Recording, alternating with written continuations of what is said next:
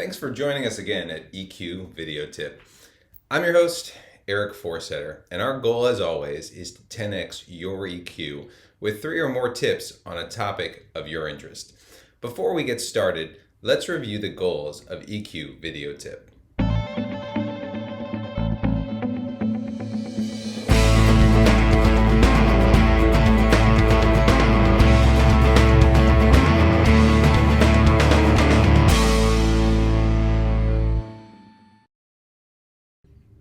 Welcome back. We've got a great show on tap, and our research comes from the Center for Compassionate Leadership. We're going to talk about phrases that help create an environment of psychological safety. Now, the words we choose and how we say them have a profound impact on our ability to lead compassionately. Google, in fact, did a multi-year study looking to see what makes teams effective, and the most important factor was psychological safety, which is the condition when any team member feels safe to take risks and be vulnerable in front of each other. So what do we do to engage in this compassionate leadership? Well, one way to nurture a safe environment is to use language that does not activate or trigger a stress response, that flight or fight. There are certain phrases that we're going to talk about today to foster a creation of a secure and inclusive environment where all team members feel like they belong. So when you use these words, the people you lead will feel the ability to express their ideas freely. They can question other ideas of people constructively, and we remain in a zone of creativity and productivity for everyone where there's an environment of inclusion, but also a compassionate leadership structure as well. So let's jump into some of these phrases.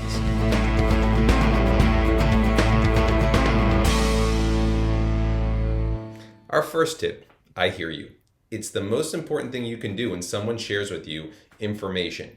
You're showing them that you're paying attention, listening, and you receive their message. When you're present that way, it shows them the respect that their ideas matter to you. Saying I hear you first will let them know of your attentiveness.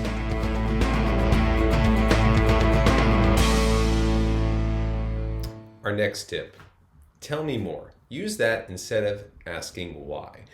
The word why, while it's a great word, it can be very dangerous, and it can easily convey that you're judging someone instead of actually just being curious, even when curiosity is your main intent. So don't say why, say tell me more, and avoid putting people on the defensive. If you ask someone to tell you more, you make it clear that you're listening and you're curious, kind of like our leadership principles here.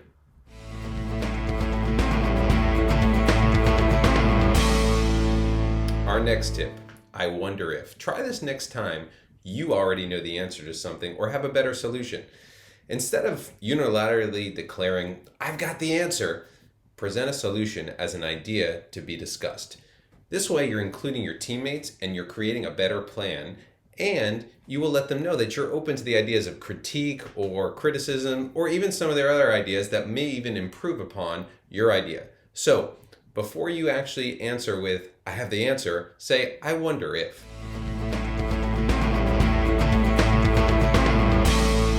Our next tip is similar to the last one. It's, what do you think about this idea? Now, say that phrase and then shut up and just listen. Good leaders, they don't stop growing. And one of the most valuable contributions to a leader's growth and success is getting helpful feedback. And the only way to do that is to ask for it. So don't wait for a formal review process or a 360 review. Instead, ask feedback on a regular basis. This implies to the team that you value their opinions. And not only that, it's okay for them to express a dissenting idea to yours. In doing so, you're fostering a practice of respectful dialogue, both positive and negative, that allows your team to be more effective. So what do you think about that idea? Our next tip, yes before no. And that's both thinking it as well as saying it. So if a teammate brings to you an idea that just doesn't work for you, before you shoot it down, affirm for your teammates some positive aspect that they've brought forth. Your positive comments might focus on details of their plan, an appreciation for their courage to speak up, their bias for action, or their think big initiative. After that, and only after that, express concern about the plan's potential weaknesses or a disadvantage you may see. There's two important benefits of that. First, by avoiding saying no right away, you decrease the chances that you're going to put your teammates back on their heels like this and make them defensive. And more importantly, cause them to shut down, which we don't want to do. In addition, your positive expression and modeling shows them that you're encouraging a behavior of listening and future creative ideas, like our Think Big leadership principles, as well as our bias for action.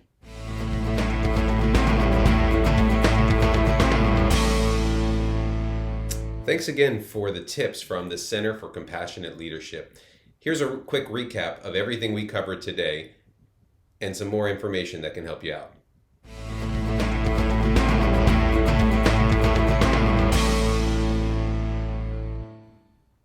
So that concludes our EQ video tip for today. Try incorporating some of these tips into your daily routine. But remember, use what works best for you and personalize it for yourself. Thank you always to our great research team for providing us with some great tips today. As always on EQ Video Tip, we want to end with gratitude. So thank you for watching. We really appreciate it. Here are some resources that you can use if you want more information on EQ going forward. Thank you again, and we look forward to seeing you in the next episode. Thank you.